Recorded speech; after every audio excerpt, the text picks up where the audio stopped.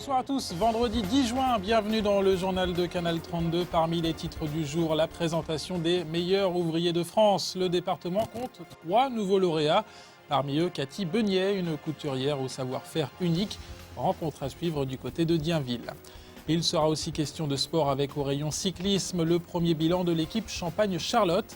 La formation de l'ex-UVO avait été présentée en grande pompe il y a 5 mois, mais les résultats et les victoires se font toujours attendre. Et puis dans le domaine de l'art, le portrait de Miklos Nagy, un photographe hongrois assez étonnant. Il s'expose actuellement au domaine du Tournefou à Palis, dans le Pays d'Hôte. Reportage en fin de journal. Mais on commence par la lutte qui continue pour les 54 salariés de Sodi Médical à Plancy-l'Abbaye. Ils étaient convoqués par le Conseil des prud'hommes à Troyes. L'instance a été saisie par l'avocat des salariés, Maître Brun. Tous dénoncent le non-paiement des salaires du mois de mai par le groupe allemand Lohmann et Rocher. Le Conseil des prud'hommes rendra son délibéré sur le sujet vendredi prochain. Des dommages et intérêts à hauteur de 1 000 € par salarié ont été demandés. Maître Brun était au micro ce matin de Jonathan Boisset. La société a demandé au tribunal de prendre acte de ce qu'elle reconnaît devoir les salaires et non pas de payer les salaires. Donc je pense que la stratégie consiste à dire que oui, on doit les salaires et qu'il y ait une décision de justice en ce sens pour contraindre demain les salariés qui sont privés aujourd'hui depuis le 1er mai à la fois d'emploi, à la fois de salaire, de saisir le tribunal de commerce pour dire que la société est en cessation de paiement. La stratégie, c'est d'étrangler financièrement les salariés. Il y a un sentiment d'impunité qui est complètement lié aux règles du libéralisme. Les autorités politiques n'interviennent pas dans ce dossier scandaleux. C'est le dossier de la honte. Et toujours avec ce sentiment d'impunité et un groupe allemand qui fait ce qu'il veut faire simplement. C'est franchement d'un autre âge. Sincèrement, j'ai une certaine expérience, mais je n'ai jamais vécu un tel dossier. Après les prud'hommes, direction le Conseil général pour ces mêmes salariés de Sodi Médical. Les représentants du personnel y ont rencontré en fin de matinée le président de l'instance départementale, Philippe Anneau.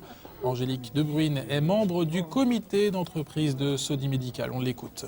On est allé lui faire part de nos difficultés financières parce qu'en attendant, il faut quand même se nourrir. Il faut mettre du gasoil dans la voiture pour aller au travail auquel on n'a pas de salaire et au travail alors qu'on ne nous en fournit pas. Il doit rencontrer le préfet parce qu'on lui a posé 3 questions. Pourquoi est-ce que Lohmann Rocher France ne paierait pas pour sa filiale Sodi Médical puisque les décisions de justice c'est ce qui est écrit. La deuxième chose, est-ce qu'il n'existe pas à l'État un moyen de faire une avance sur nos salaires pour que les banques nous prennent pas trop d'agio, etc. et qu'on soit dans des situations encore plus dramatiques. Et la troisième chose, si notre entreprise ne respecte pas la décision des prud'hommes, qu'est-ce qu'on peut faire nous? Parce qu'en attendant, ceux qui sont en difficulté, c'est nous les salariés.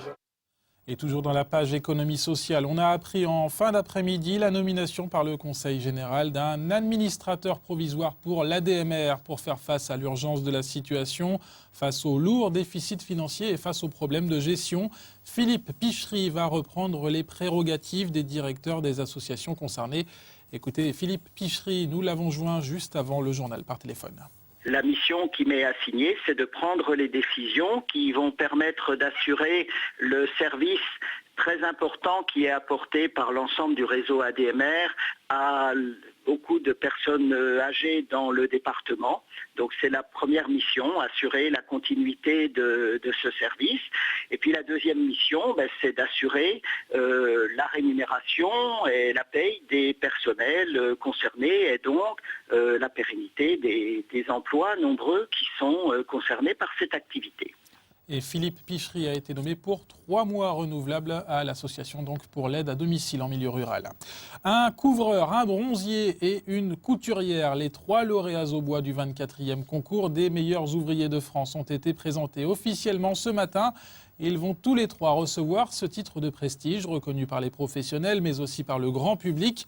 Un savoir-faire unique dans sa discipline. Cathy Beugnet le possède. Cyril Tavernet a rencontré la couturière meilleure ouvrière de France, donc dans son atelier du côté de Dienville. Reportage.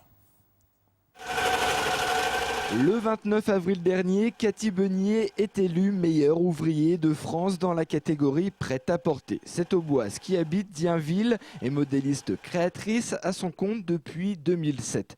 Sur toute la France, 30 candidats étaient qualifiés, 8 sont allés en finale, 4 sont devenus lauréats 2011, dont Cathy. Déjà au départ, de participer à ce concours, c'est vraiment un challenge.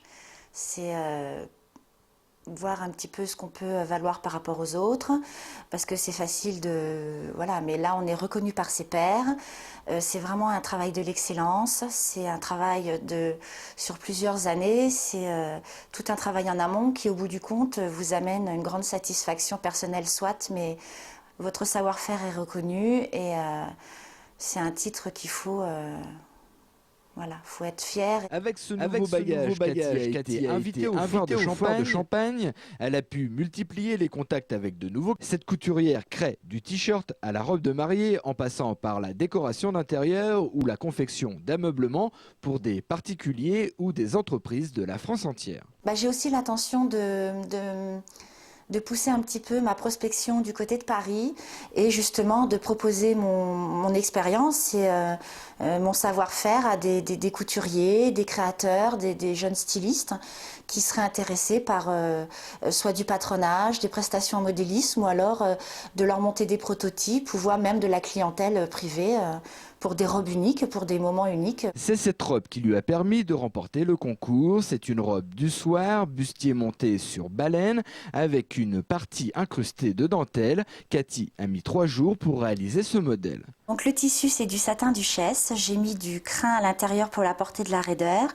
La dentelle a été incrustée à la main et tout le bustier a été monté de façon artisanale, à l'ancienne, avec des baleines, tout terminé à la main. Cette meilleure ouvrière de France auboise va suivre une formation en communication à la Chambre des métiers de l'artisanat, ce qui va lui permettre d'ouvrir son propre site internet. La couturière de Dienville se tisse un avenir de velours. Il y a 5 mois, le monde du cyclisme dans l'Aube était chamboulé. L'historique UV Aube décidait de changer de nom pour devenir le club Champagne-Charlotte, du nom du nouveau sponsor. Repartir en division nationale 2, le CCC a changé beaucoup de choses, un nouveau directeur sportif et plusieurs coureurs plein d'ambition. Le hic, c'est que pour l'instant, rien n'a évolué d'un point de vue sportif. Le club Champagne-Charlotte est pour l'instant très loin de ses ambitions. David Mutel. Tout le monde a encore en mémoire la présentation fastueuse du club Champagne-Charlotte en février dernier au théâtre de Champagne. Un engagement en DN2, un nouveau directeur sportif et surtout un nouveau partenaire avec notamment une femme en lingerie sur le nouveau maillot. Le club Aubois avait donc mis les petits plats dans les grands pour faire une grosse saison 2011. C'est vrai que l'encadrement s'est étoffé. On a une véritable structure qui permet, je pense, d'avoir la possibilité de recruter à l'avenir de très bons coureurs qui leur donneront envie de venir chez nous. Et puis l'arrivée de notre nouveau sponsor Charlotte Lingerie qui a véritablement créé le buzz dans le milieu cycliste. Un coup de pub qui n'a pas profité aux coureurs car depuis 5 mois, les directeurs sportifs ont de quoi s'interroger puisqu'ils n'ont ramené que 2 victoires dans le giron troyen, dont celle de la semaine dernière, le championnat de Champagne servi, il est vrai, sur un plateau pour Romain Villa. Un maigre bilan. On n'est que début juin et on est à mi-saison, donc bon, tout est encore possible et puis je pense que on est dans une bonne spirale. Depuis début mai, ça va mieux. Les coureurs sont un peu plus en forme. Romain Villa revient bien petit à petit. Donc on espère que ça va bien se passer. La saison, elle se termine début octobre. Donc il y a encore de la place pour lever les bras chez Charlotte. Un Romain Villa justement qui n'apparaît pas à la hauteur de ce qu'on espérait au CC Charlotte. L'ex-professionnel de chez Cofidis effectue un début de saison correct. Mais on attendait beaucoup plus de son rôle de capitaine de route. Il a du mal pas à s'investir, mais à être ce capitaine de route aux yeux des autres, donc c'est pas forcément évident. C'est lui qui est peut-être un des mieux actuellement physiquement, mais la force, de mon point de vue, la force ne crée pas le capitaine de route. Il ne suffit pas d'être le meilleur pour pouvoir manager une équipe, quoi. Il devient urgent pour les coureurs de Florian Morizot et Michel Huet de réagir. Eux qui ont manqué en plus tous les rendez-vous de la saison dans le département, comme les packs cyclistes. À croire que le mannequin sur les maillots troyens fait plutôt avancer les autres coureurs. Après la petite reine, le ballon rond avec un deuxième Brésilien à l'Estac après Marcos dos Santos. Xavier Thiago s'est engagé officiellement aujourd'hui avec le club troyen. Ce milieu défensif de terrain défensif de 27 ans vient de Châteauroux. Il aura avec son numéro 14 dans le dos la lourde tâche de faire oublier Diallo Guidilei parti à Brest. Xavier Thiago est la première recrue importante du club troyen pour la saison en Ligue 2. Écoutez le nouveau footballeur de l'Estac ainsi que Frédéric Adam, le directeur sportif du club. C'est un club qui aussi a l'ambition, qui même si l'an dernier ils n'ont pas fini dans une bonne place, je pense qu'on a un bon groupe pour donner le mieux pour la saison prochaine. Priorité à un défenseur central et ça s'arrêtera là dans un premier temps. Ensuite, s'il y a des départs, on verra si Jean-Marc souhaite combler les départs. Mais rien n'est sûr et je crois qu'aujourd'hui, si on trouve le défenseur central qui nous manque, on peut repartir sereinement pour la saison 2011-2012. L'actualité du jour à l'Estac, c'est aussi la publication du calendrier de la saison de Ligue 2. Les Troyens démarreront leur championnat à Amiens le 29 juillet. Amiens où officie comme entraîneur Ludovic Batelli, l'ex-coach troyen. La première affiche au stade de l'Aube, ce sera le 5 août avec la réception de Monaco. Suivra un déplacement dans le nord du côté de Lens. Notez également le derby de la Champagne face au stade de Reims lors de la 17e journée, le 16 décembre. La dernière journée de championnat, ce sera le 18 mai au stade de l'Aube, le 18 mai 2012 évidemment. Un photographe hongrois en plein cœur du pays d'Hôte, Miklos Nagy, expose jusqu'au 20 juillet au domaine du Tournefou à Palis. L'artiste venu d'Europe de l'Est navigue entre les peintures contemporaines de sa riche collection et ses photographies. Le résultat est plutôt surprenant, tout comme sa technique de travail. Le reportage à Palis d'Anouchik Noyan et Cyril Tavernet. Situé dans le village de Palis, le domaine de Tournefou accueille des artistes en résidence. Actuellement, 2 photographes et une peintre. L'association culturelle Tournefou qui gère le domaine a invité pour sa première exposition au Boise le photographe hongrois Miklos Nagy. En fait, j'ai des amis en France, ils ont vu mes photos chez moi, en Hongrie, mon travail leur a plu, j'ai reçu une invitation pour exposer ici dans ce département, c'est tout simple. L'homme est médecin et collectionneur d'œuvres d'art contemporaine. L'artiste a pris ses photos en conduisant sa voiture, des clichés pour exprimer la spontanéité. Je peux prendre des photos assez floues, c'est parce que je conduis, mais ça reste graphique. Par contre, il n'y a pas beaucoup de personnes qui osent m'accompagner en voiture. Son travail est en noir et blanc. Avec ce procédé, il accentue le côté sombre de la vie.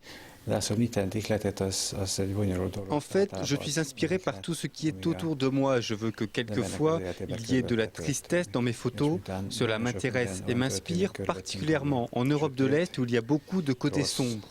Miklos Nagy avoue faire de la photographie par rapidité. Il n'y a qu'à appuyer sur un bouton alors que la peinture demande plus de patience. Fainéantise ou stratégie artistique, le secret est gardé par l'artiste. L'exposition est tout de même à voir jusqu'au 20 juillet. Jusqu'au 20 juillet, donc, au domaine du Tournefou à Palis. C'est la fin de ce journal. On se retrouve dans un instant pour la météo avec Sandra Durut. Passez un excellent week-end de la Pentecôte. Bonne soirée sur Canal 32.